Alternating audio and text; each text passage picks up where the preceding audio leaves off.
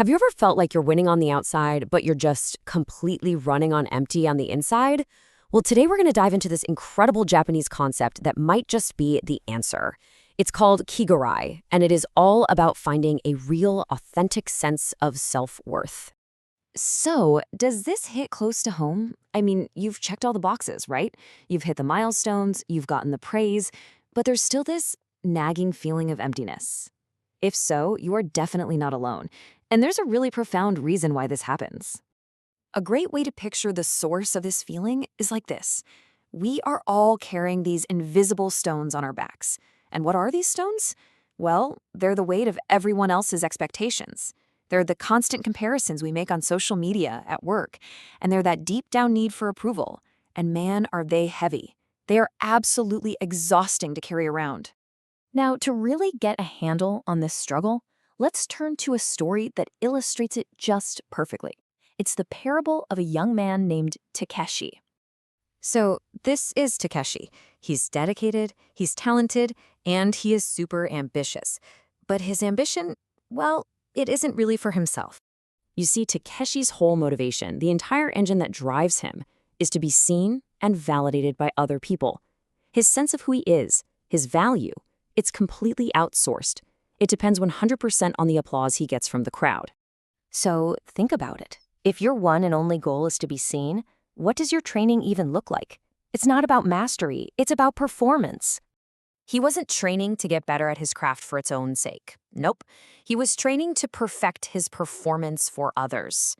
Every single move was calculated for how it would look, for the external reaction. He lived for that validation, but this led to a very strange and heavy paradox. The very thing he was chasing was actually crushing him. Every piece of praise he got wasn't fuel. It was just another stone getting added to his back.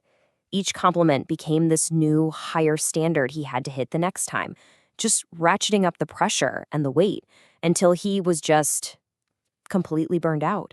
And this is where it all becomes so clear, right? You've got these two paths. Takeshi was on the left, his training was approval-based, totally dependent on others, and it was just draining the life out of him. The other path, though, that's a dignity-based approach. It's independent, it comes from you, and it's genuinely energizing. So Takeshi hits rock bottom. He's totally crushed by the weight of the applause he wanted so badly. And his master sees his struggle and offers him a single word that would change his entire world. And that word was Kigurai. It's this idea of an internal, unshakable sense of self-worth, a kind of noble dignity that you own completely. See, it can't be given to you by a crowd, and this is the important part, it can't be taken away by one either. So let's break this down. Kigurai is not about arrogance or pride. Not at all. It's a quiet confidence that just hums within you. It's like having your own internal power plant, so you don't have to keep plugging into the wall of external validation anymore. It is the foundation of being whole instead of just being seen.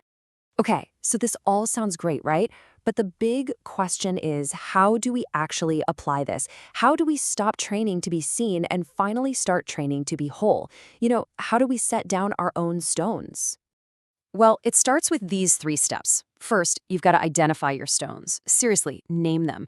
Is it your parents' expectations? Is it the career path of that person you went to college with? Put a name to it. Second, redefine your training. So instead of posting your workout for likes, focus on how amazing that workout makes you feel. Instead of chasing a promotion just for the title, focus on the skills you're actually building. And third, act with dignity. Make the choice that honors your inner sense of self even when, and especially when, nobody is watching. And really, this gets to the heart of everything. That drained feeling you get even when you're succeeding on paper, it comes from the constant performance. True, sustainable energy isn't found in the fleeting high of being seen. It's found in the deep, quiet, foundational strength of just being whole. So, I'll leave you with this question to think about.